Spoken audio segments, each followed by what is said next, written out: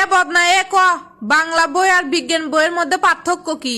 1 নম্বরে বাংলা বই কয় সূর্য পূর্ব দিক ওঠে পশ্চিম দিক অস্ত যায়। আর পদার্থবিজ্ঞান বই কয় সূর্য ডুবেও না ওঠেও না, পৃথিবীটা ঘোরে। 2 নম্বরে বাংলা বই কয় মানুষের সকল শক্তির আধার হচ্ছে চেতনা ও মূল্যবোধ।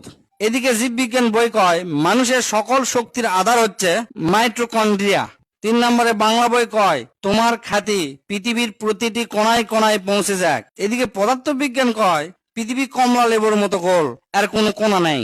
4 নম্বরে বাংলা বই কয় যারা মানব কল্যাণে কোনো ভূমিকা রাখতে পারে না তারা হচ্ছে অপদার্থ। এদিকে রসায়ন বই কয় কোনো মানুষই অপদার্থ লয়, সকল মানুষই পদার্থ। কারণ মানুষের ভর আছে, মানুষ জায়গা দখল করে থাকে, বল প্রয়োগে মানুষ বাধা প্রদান করে।